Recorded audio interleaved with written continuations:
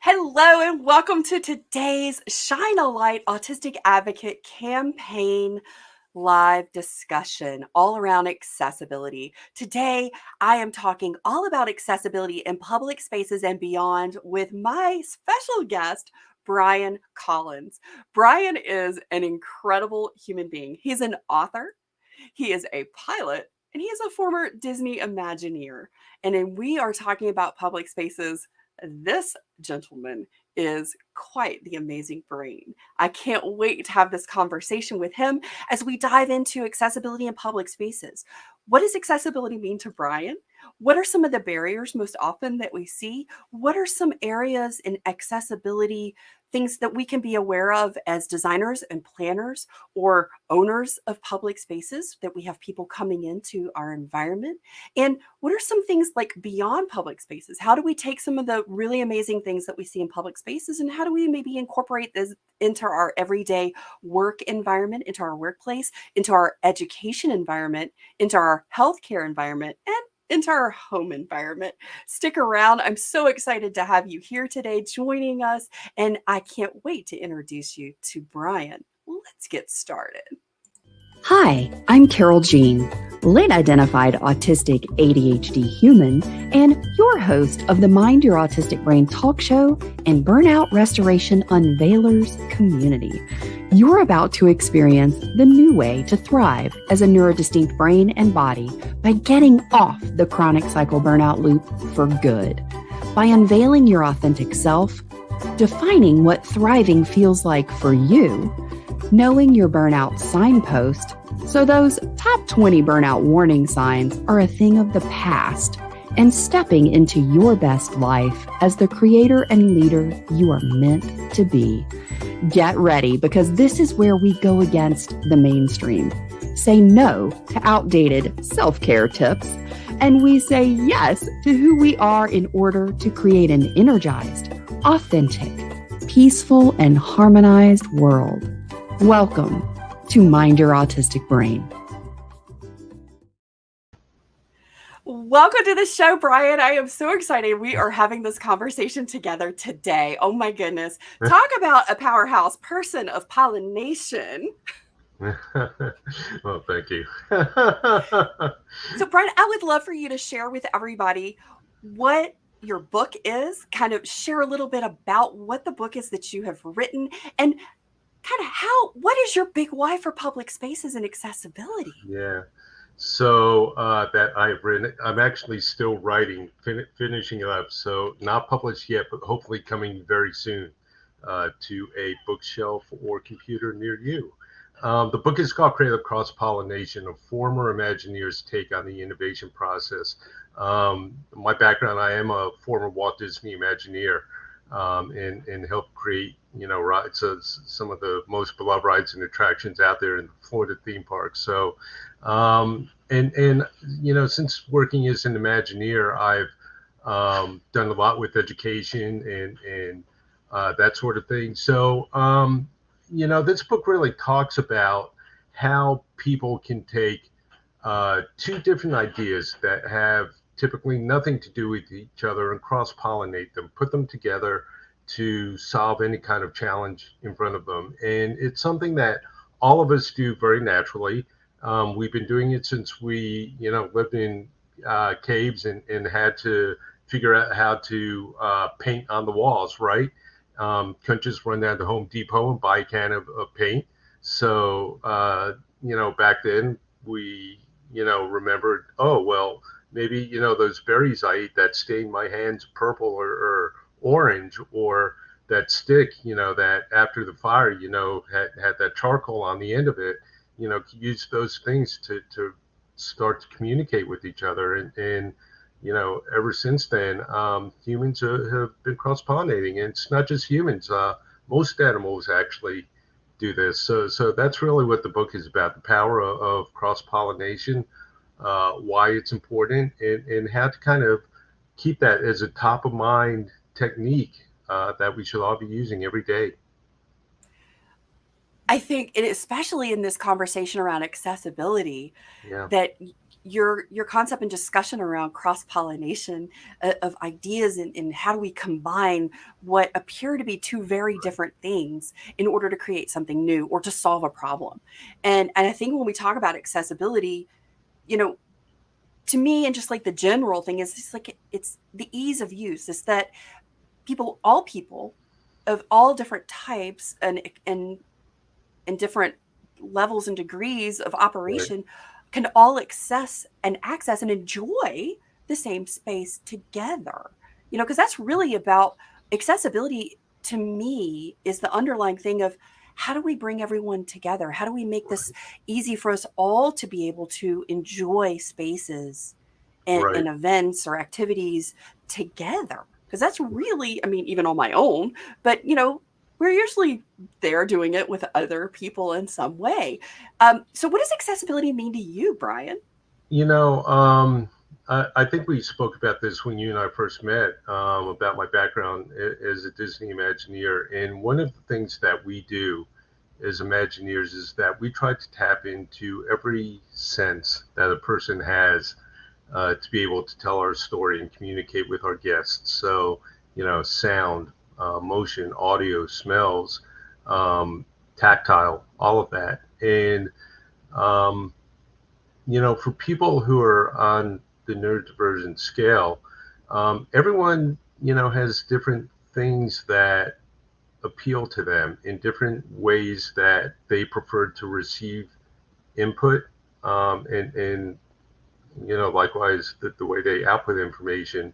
I think it's, well, there's so, that's a deep question because there's so many layers to that onion to peel away. But I think one of the keys of making public spaces, accessible to everyone, is to kind of use all the tools at your disposal like that. Like I said, some people are more sensory, some people are more, audio and tactile. So give them the ability to have choices and work with what's in their environment to be able to feel comfortable that way.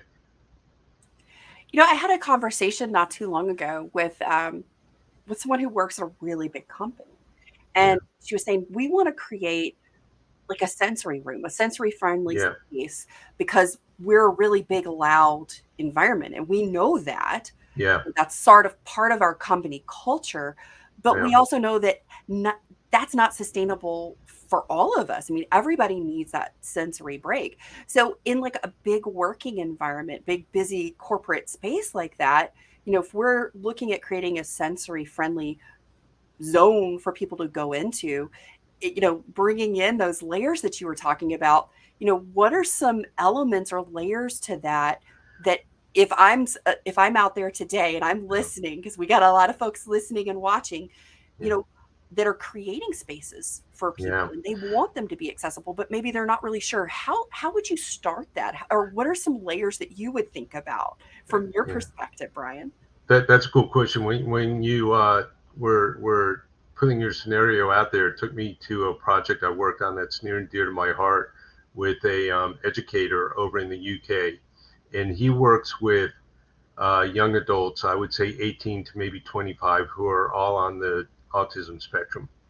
And he came to me a few years ago and he said, Brian, he said, I've been given some space to create a safe room for our students. So if they're having a tough day or whatever it may be, someplace where they can go and just kind of relax and reboot their batteries. And, he's very, very, talented, creative guy, big Disney fan, which scored points with me right out the way.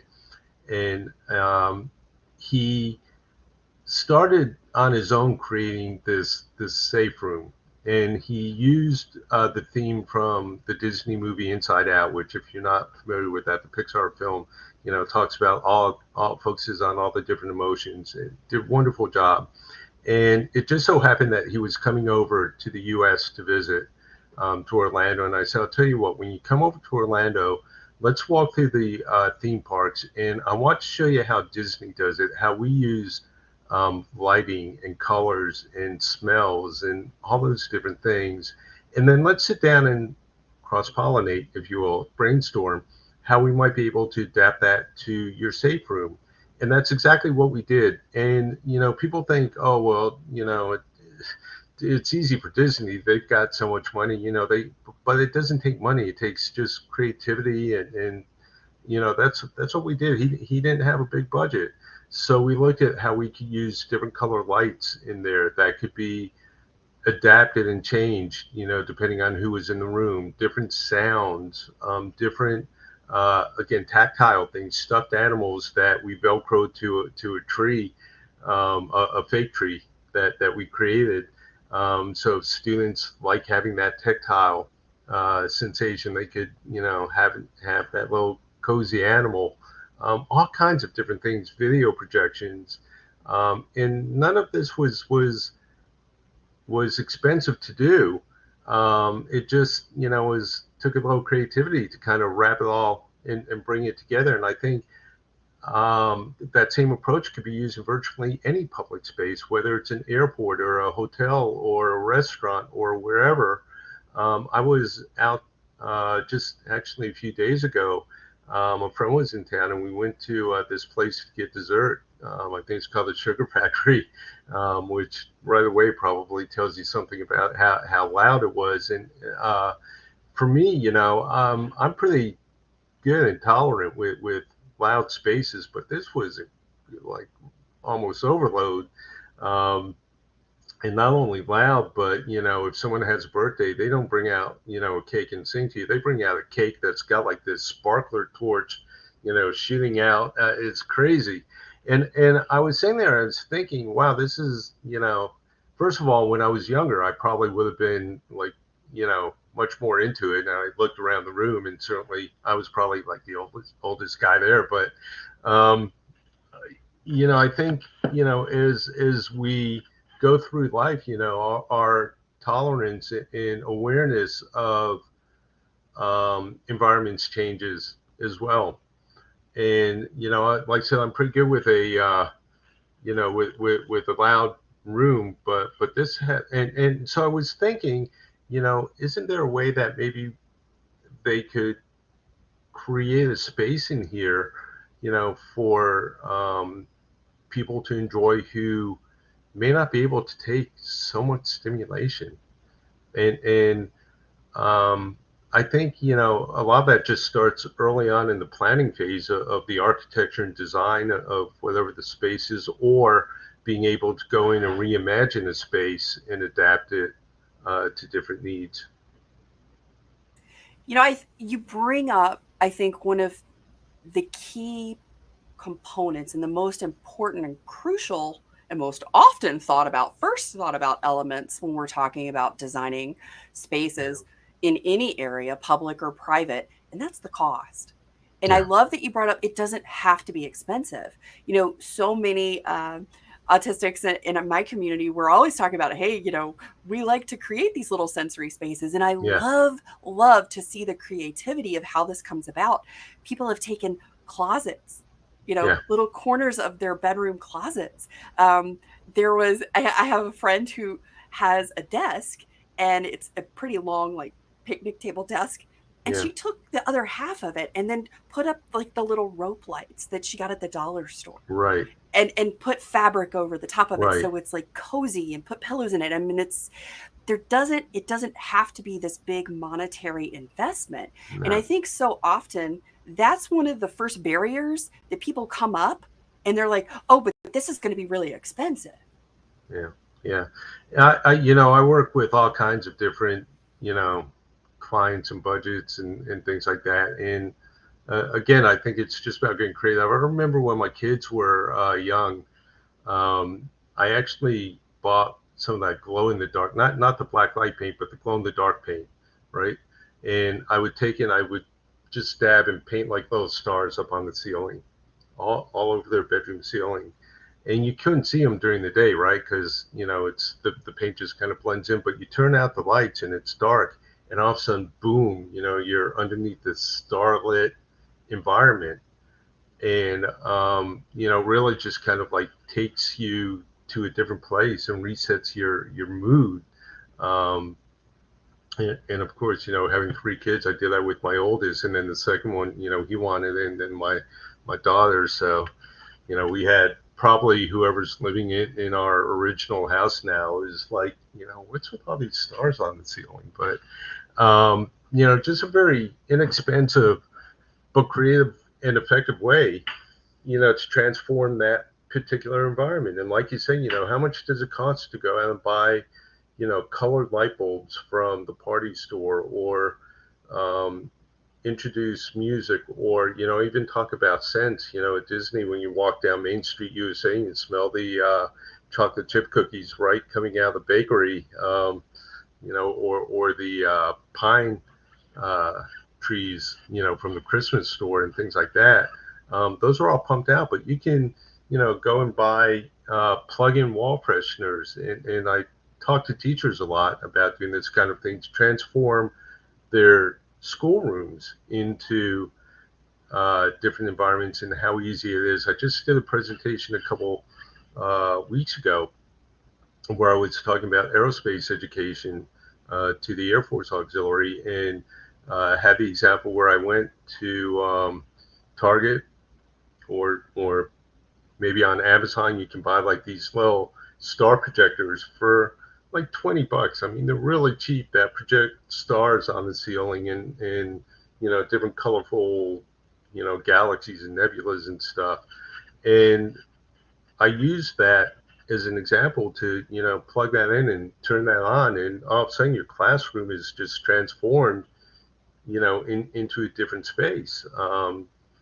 Have music playing, when a lot of teachers do that anyway, but more than just music to, um, help set the mood for a lesson.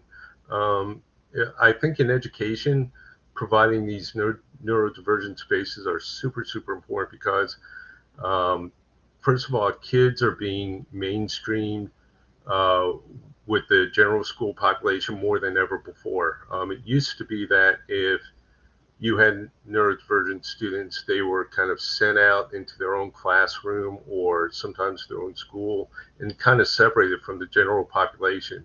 Now they're, really trying to keep kids integrated as much as possible. But when you do that, you need to be able to appeal to all those different styles of learning as well. So I talk to teachers a lot, and administrators, and people like that, about how they can make their educational spaces or classrooms more accessible to all different kinds of kids. And it's not the kind of thing where it may be every single day, but certainly, as long as you mix it up throughout the year, and you have the ability, and you keep that in mind, you're going to reach, that population that needs to be reached that way. And I love that you mentioned and brought up the project that you worked on with your colleague in the UK to help him create his safe sensory Yeah, room, because there's a wonderful article that you shared with me about that, and I'll yeah, make sure that I drop that down in the show notes for everyone to go and read and enjoy and really kind of see some of these things that you talked about. Because yeah, when we're talking about an accessible space, you know, as human beings, no matter our neurotype, but we also have to consider that all neurotypes, we all have sensory systems and we all experience things through our senses. yeah, When you talk about the chocolate chip cookie smell going down Main Street, I mean, think about, real estate agents. I come from a real estate family. So this is one right, of the things that, my mom was always telling her residential agents, pop the cookies in the oven, 30 minutes before you have the showing. Because when people walk into that kitchen and they smell the home baked goodness, you have to remember that that's a sensory recall of yeah, like remembering that gooey, yummy, soft chocolate chip cookie from your yeah, childhood and the comfort of those types of things. And that transforms your emotional state, right? yeah, And yeah, when we're talking about spaces, you're talking about being able to have like the smell of something or the lighting that creates that mood, because lighting is something that's emotive. when we have certain types of lighting that creates an emotion. And I love when you were talking about how do we, Imagineer this, Right. and that you guys approach that, because lighting creates that mood. What's the feeling that we want people to experience in this space? And when we're talking about different sensory systems, what might be soothing or comforting to one person can be glaring and harsh and really painful for another person. How do we, from a sex and accessibility standpoint, from a designer or creator standpoint, how do we start to balance that out and be able to create accessibility for all of those different perceptions? Yeah, yeah. Interesting. I think it's the first thing is that you have to step back and ask yourself that question and think about that and really put some thought into that question. Um, because, like I said, depending on the environment, it's not going to necessarily be practical to do that every day. So if I'm, looking at designing a new theme park attraction, obviously you can, that's a little bit more of a controlled environment where, depending on the story that you're trying to tell, the environment that you're trying to put people in, um, you kind of set it up and it kind of runs that way. Um, but if you're talking about somewhere like an educational space or a workspace, right? I think first of all, it's really important to give the students the ability to kind of let them, or not only students, but the executives, whoever it may be, the people out there using that space, to let them bring some of themselves into it. I love going into an office that's where they've been allowed to decorate, and you see little tchotchkes and toys or stuff all around the room. Playing is so important, right, as adults. So I think that's so important to be able to personalize a space, and let them be able to do that. I think making sure that you create a space that can be adaptable, um, and allows you to change the lighting or sound or whatever it may be. I think that's important. I think there's a lot of education that's got to be done for pe- people who are in that, who have the responsibility of designing these spaces, like architects or interior designers or even exterior landscape architects. People like that, to educate them a little bit more about, the importance of the neurodivergent audience out there, and what works for them, what doesn't work for them sometimes, and at least to have that as something in their toolkit that they can bring to the table when you're looking to, create a new environment, a restaurant, a hotel, whatever it may be. I think society, is has started to, be a lot more sensible to neurodivergency. Um, Certainly, there's always going to be a long way to go, it seems like, but, I think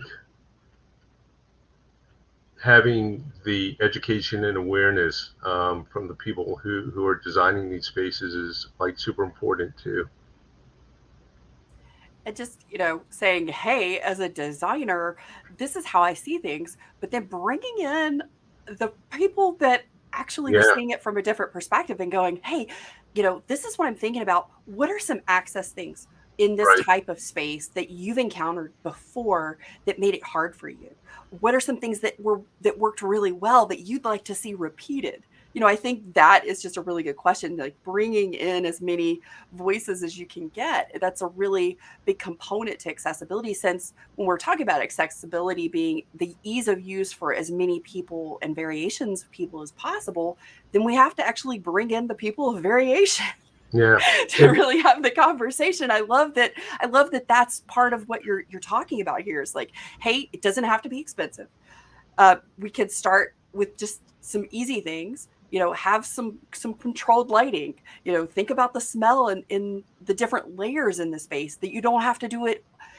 all of the time, but you can move throughout and create these different things in layers throughout an environment, right?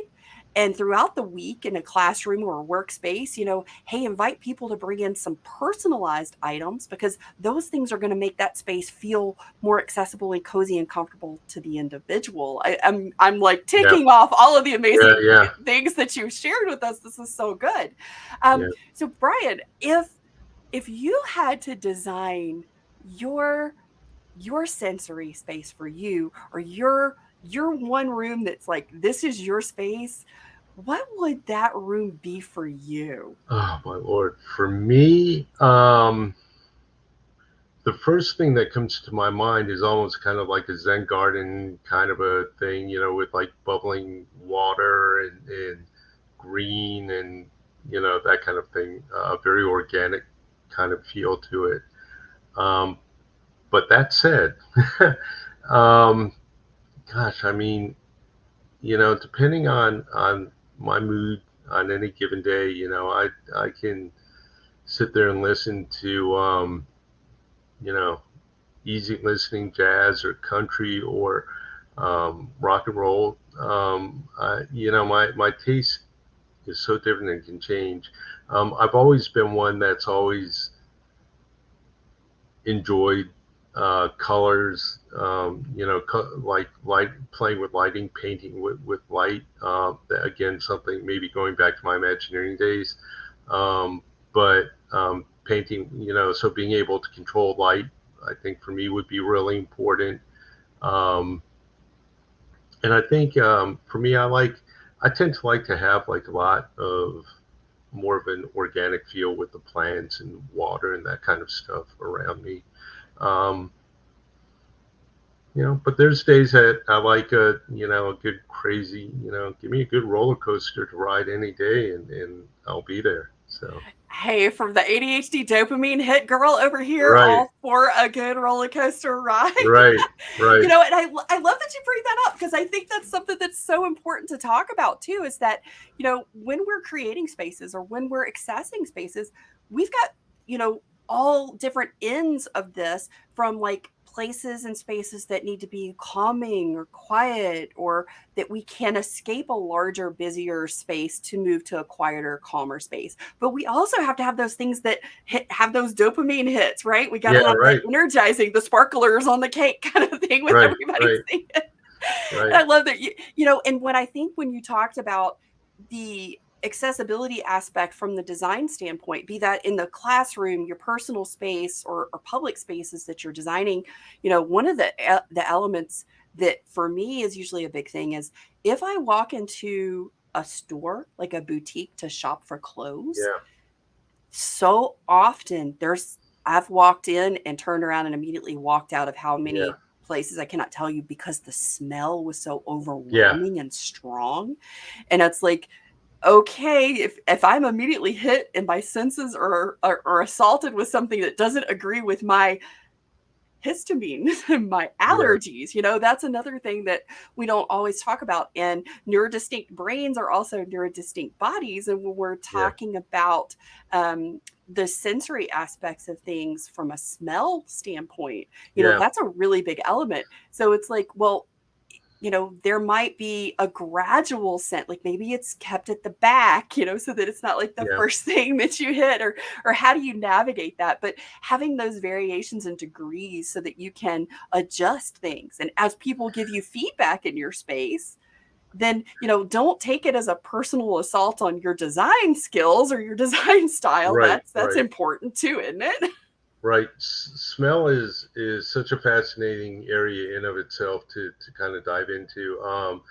At one point, I was working as an innovationist specialist for the Florida Virtual School, our online virtual state of Florida's online virtual school, and my job was to go out and look at new and emerging technologies, not only new and emerging technologies, but other techniques and ways that we could transform online learning. And one of the challenges that I came up with for myself is, wouldn't it be cool if we could somehow use smells because smells, as we all know, are like one of the strongest ways to root a memory, or remember information in our brain. I mean, being Jewish and growing up, if I walk in now to a deli and, you smell the matzo ball soup or a brisket or, certain smells like that, it takes me right back to my grandmother's house when I was like 10 years old. Um, so smells can be incredibly powerful. And so I was thinking, well, we're not quite at the point yet where we can pump smells out from computers.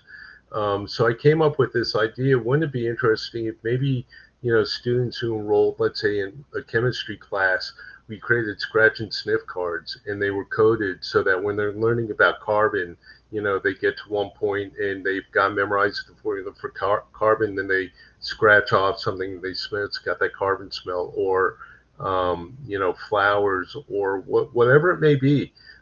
Even for history, lessons, have these kind of neat coordinated scratch and sniff cards. So smells are very strong ways to imprint memories and to imprint um, lessons onto people. Now, the interesting thing too is that a lot of it sometimes can be a cultural thing as well. What smells good to me may be like horrid to someone else from a different culture because they just hadn't grown up in that paradigm and thinking about it. I remember when I was, again, when I was a kid growing up in South Florida, there was this wonderful Italian market, this store. But I remember, like, as soon as you go in there, um, you would just be like hit with the smell of the cheeses, and it would just be whew. And other people would go in and it'd be like, oh, I'm home, and so again, in the work environment, or education environment, you do have to be sensitive to that. A lot of teachers are hesitant to use smells in their classroom for that reason.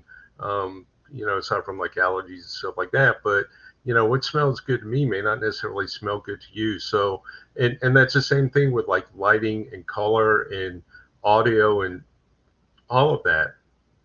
So, again, I think a lot of it when you're talking about like designing these different spaces, you do have to accommodate for being able to adjust or change, these different sensory inputs that you're going to be using. I love that. I love that. And that is such a critical part of just like thinking about not just the smell, but the sounds. Because Yeah, music is it is a hot topic in our community of neurodistinct brains sure, because we get a song and we love it, and it's like the rhythm, it's the resonance of sound, it's that vibration of sound that your body right, feels, not just the sound that your ears hear, not just the acuity of the right. sound. But I love that we're talking about all these different elements. So I'm really excited because Allie Heyman, who is an autistic advocate, is joining us, and she was running a little late, but she is here. She's going to Hey, join us. We're Allie. going to add her on, and hey, Allie, we're going to bring you in. Hey, Allie. Hi. Allie, what is accessibility to you? Brian and I have been kind of sharing our perspective, and in public spaces, what does accessibility mean to you, Allie? Um, I'd say that it means like being like included and like people like understanding like that like I have different sensory needs than they do.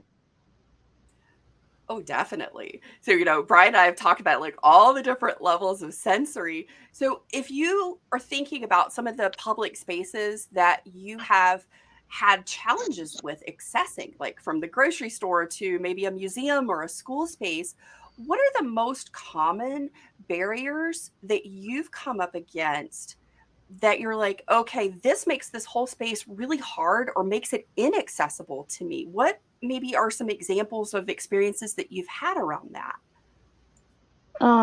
Like going grocery shopping at the grocery store, it's like usually really loud and noisy and lots of bright lights. Oh, Um, definitely. The grocery store is one of my least favorite places to go. yeah. Um, the grocery store, and then like the doctor's offices. Oh, what in a doctor's office? Because this was when we hadn't talked about this yet, was the healthcare element. So in a healthcare environment, when you go to the doctor's office, what are some of the environmental space things that make that really hard or that are a barrier for you? Um, like the dentist office, like the bright lights. Um, Especially when they use the overhead light Ah, lamp that thing. really bright, glaring one. Yes. Yes, you're like, well, I know you need to see in my mouth, but you're blinding me in the process. Yeah. Absolutely. Well, Allie, is there one in particular or one highlight or important part around accessibility in public spaces, educational spaces, or healthcare that you'd like to share that you think this would make a really big difference if people would start to incorporate this element of accessibility? What would that be for you? What's your big highlight? Less bright lights. Less bright lights. Here we go, folks. Less bright lights. Put something on a dimmer. How about even like having an environment where you can control or ask to have the light changed? Yeah, Definitely. that'd be Well, nice. Allie, that would be so nice. Allie, thank you so much for popping in to share your insights around accessibility and some of the barriers that you faced. So, guys, lighting is the big tip here from Allie. Make sure that you have different types of lighting. And hey, all of you grocery store folks, could we talk about the lighting and the loud noises, please? Can we change some of those elements? Allie, before you go, if you were creating your own perfect like sensory room environment, what are some of the elements that you would incorporate into that space? I like string lights that are like soft lights. And like I have a couple different like string lights that I like a lot.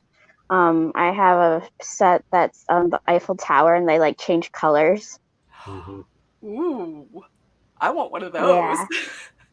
Yeah, I yeah, love I that. like Hey, them a Allie, lot. make sure you drop down in the comments where you got that Eiffel Tower with the different lights, because I know everybody's going to be asking and looking for that now. So make sure you go over on I'm YouTube not and drop sure that in where the I got comments. them. I got Oh them no. originally.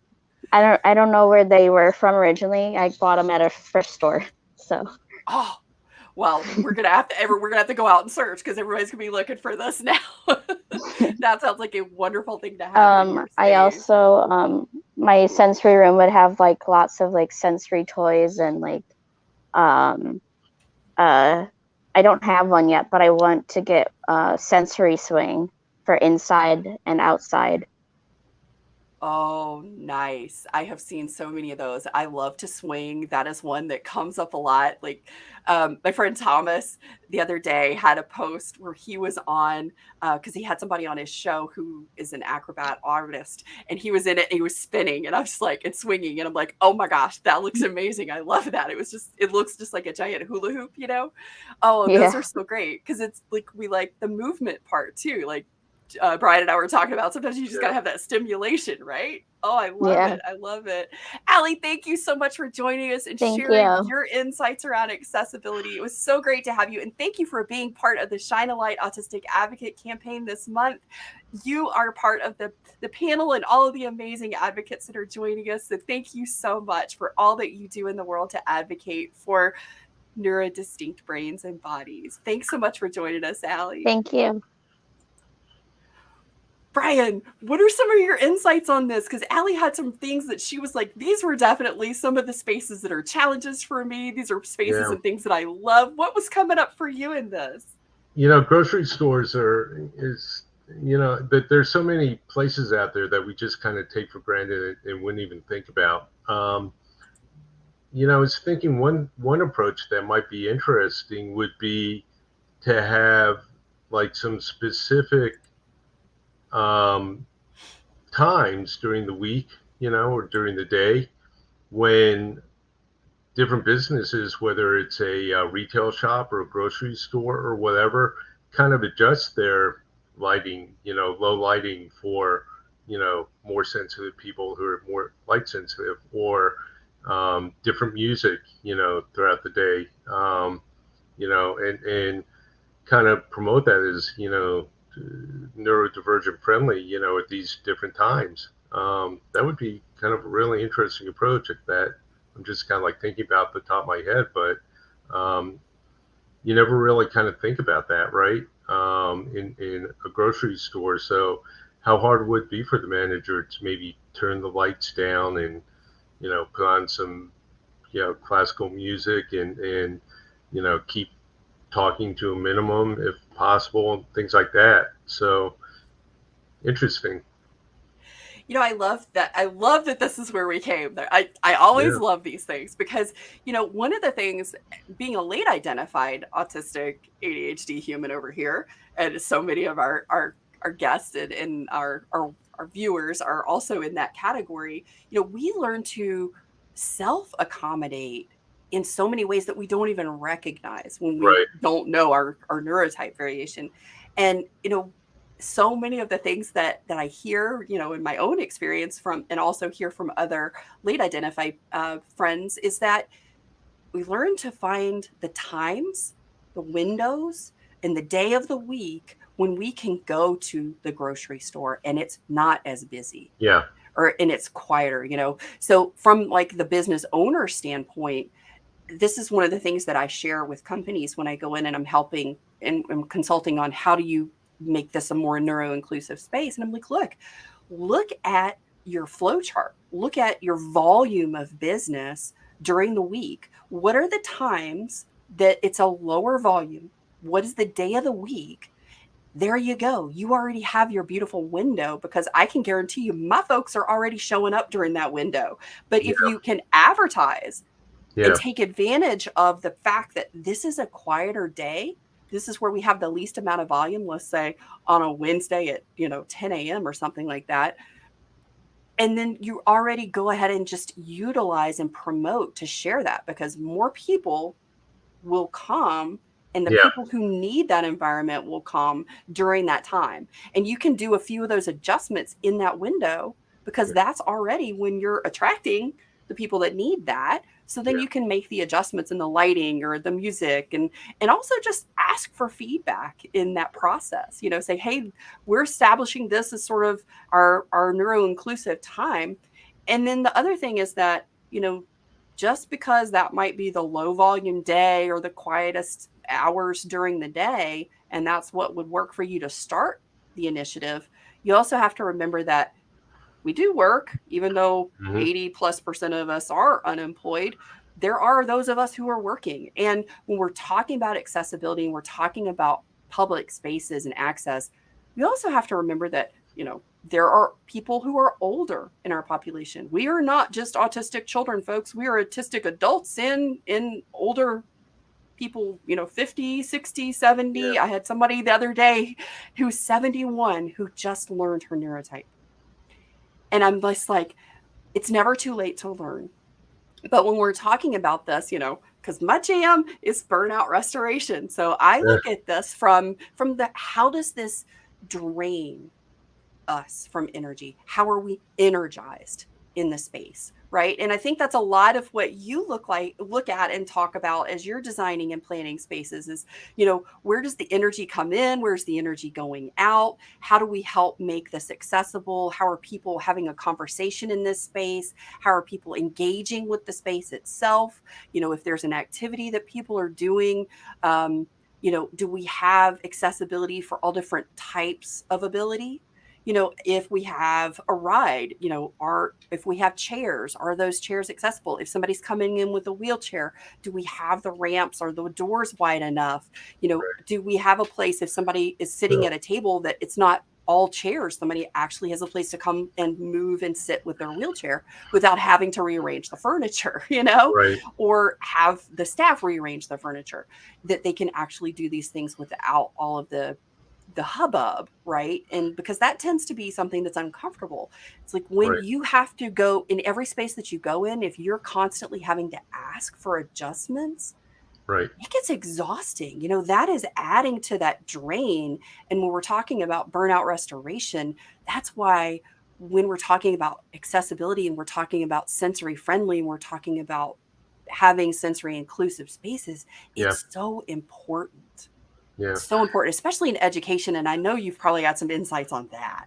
I do. Let me just kind of to play off of what you were just saying, and I'll try and transition this into education as well. But I think, most people in our society are aware of like ADA accommodations and all of that. And so many times when you think about that, you think about the physical accommodations that are made for um, people that in wheelchairs or just that have those physical challenges. And I think we can do a lot better job, like you said, about also thinking about the mental challenges as well.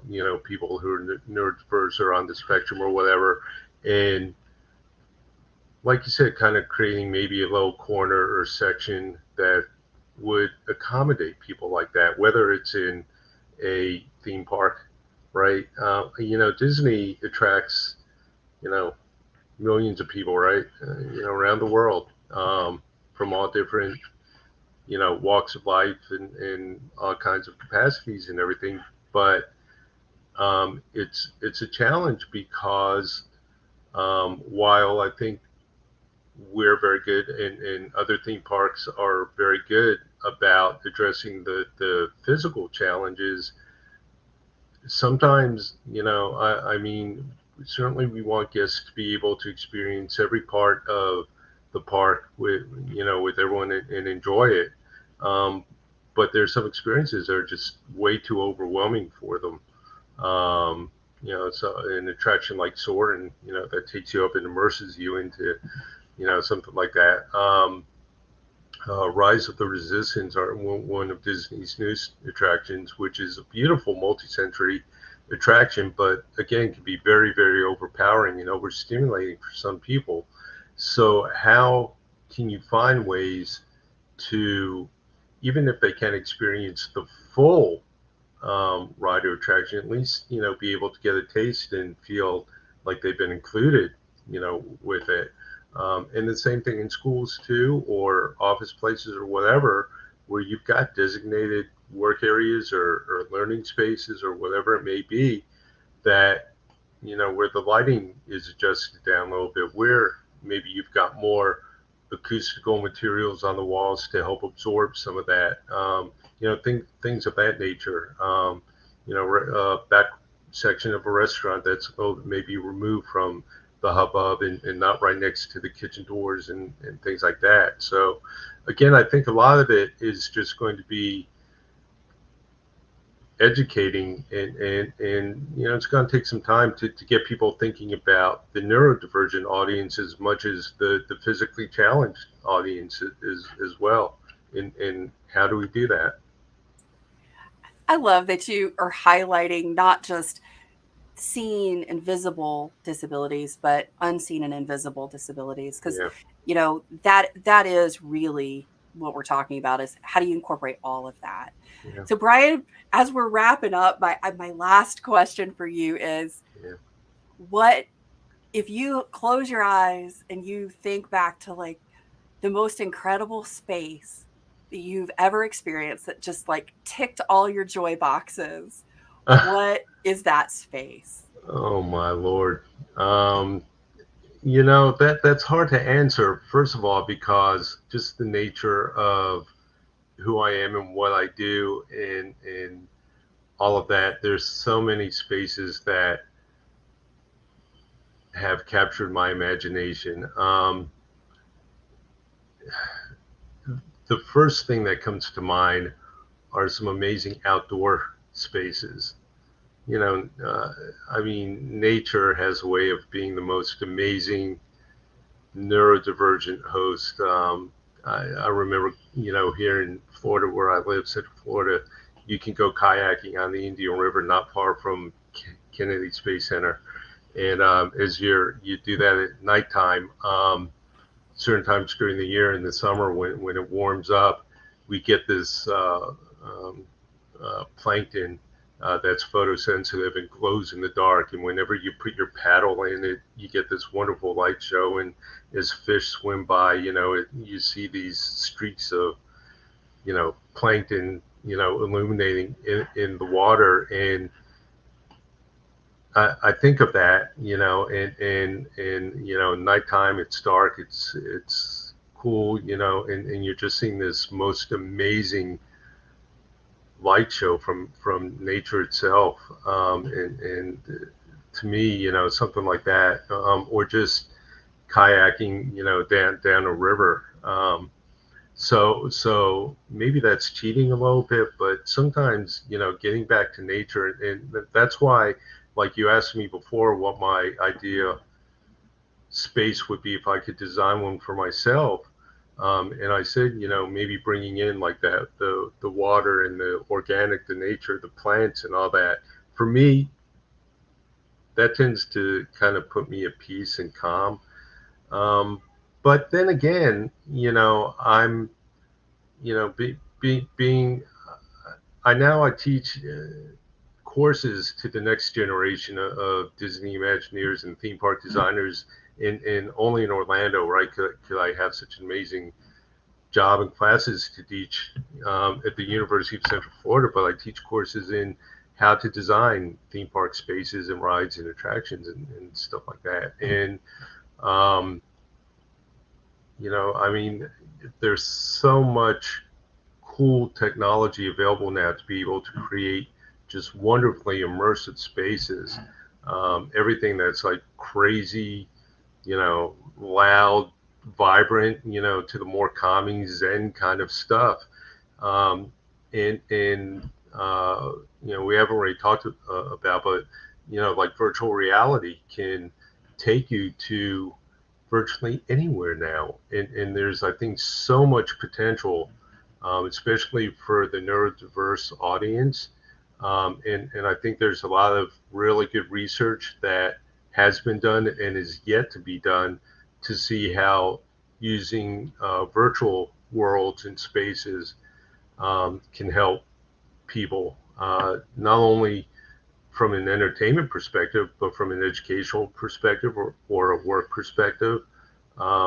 There's just some amazing opportunities. When my mom was in the latter stages of Alzheimer's disease, and she was in a nursing home, I remember one time I brought her one of these VR headsets, and I put it on her and I say, we're going to go, check this out. And, to see the reaction on her face and how that touched her was amazing, because, and it took a little bit of, trial and error, where I would try one experience and it wasn't, quite making the mark with her, but then I would try something else, and all of a sudden it's like, wow, that really touched a chord. So I think I'm kind of like getting off your question a little bit, but for me personally, I think I love being surrounded by that more organic nature, kind of a feel. If I had to pick something. Well, you're totally ticking my boxes over here, because it's so interesting that you talk about, the phosphorescent and the glowing in the water, because I talked about that not too long ago. I grew up on the Gulf of Mexico in Mobile, Alabama, and so that's sort of my playground. That's where I grew up. That's my Yeah, briar patch, so to speak. And that's one of the things that, if I think about like just the experience and the space that I love, that really just connects back to all of those happy, joyful memories, it would be swimming at night in the Gulf, because of the yeah, phosphorescence, and being able to like lift my arms and sort of be right. glowing. And when you swim or paddle, or when the waves It's curl in the way the amazing. light is, Yeah, nature does provide us with some of the most beautiful, fully, accessible. It doesn't discriminate your neurotype or right. your physicality. You can just to sit in a beautiful green space. And I love that. I think the places that I go that are designed and engineered, that have more organic content, feel more relaxing. Yeah, And I love that you brought in the VR element, because my partner Josh got a VR headset this past year. And I was really hesitant because I tend to have balance issues and all kinds of stuff. And I Yeah. thought, I don't know if this is going to make me dizzy, if I'm going to, however. Yeah. But I put it on, and in one of the games, like the waiting room, you could choose like your seating, you could choose your view. And it was this beautiful, um, and it was like this beautiful room, like a living room. And one area you could choose, and it had like hot air balloons in the background. Another one you could choose, and it was like a mountain, like a villa with this fireplace, and you could have Yeah. the crackling fire. And when I put that on, and I just sat, and you can turn around the room, I thought, this is amazing because, when we talk about being able to access spaces and we're talking about our sensory system, we're talking about how dysregulated am I, how regulated am I. And I think when we're talking about like that VR part of it, there's some amazing things that I discovered for myself in those more natural nature environments, because there was lots of organic matter. There was, lots snow or fire, or there was clouds, and the breeze was moving things, in the background. Those elements were really regulating. They were really calming. And if you take it off, and then I look at my messy piles in my environment, that because I'm not the most organized Right. individual, and I'm just like, oh wow, I want to go back here, right? And I think when we talk about that, that is a beautiful element to start thinking about as we're moving forward in creating spaces, is how are we using the technology as well. Brian Collins, thank you so much for joining me today for this incredible conversation and all of the insights and the incredible things that you have brought to this conversation. Oh my goodness, you have just like touched my heart, ticked my joy box today. I love it. I love it. I love it. Brian, where can people connect with you? I know you've got a fabulous Facebook group. I know that you've got a wonderful website. Where can people get in touch with you, and where can they get on the wait list for your book? I would say the best way to connect with me, a couple. One, I'm very active on LinkedIn. So if anyone out there has LinkedIn, if you search for Brian Collins Imagineer, I'm pretty easy to find, or Brian Collins Orlando, but my profile should come up. So find me and connect with me on LinkedIn.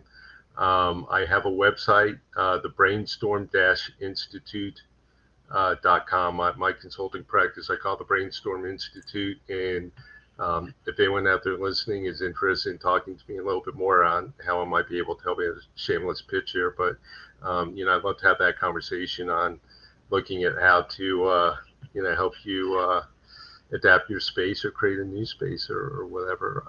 If there are any educators and teachers out there, I have a Facebook page that I created with some others. It's called Educators Who Love Disney.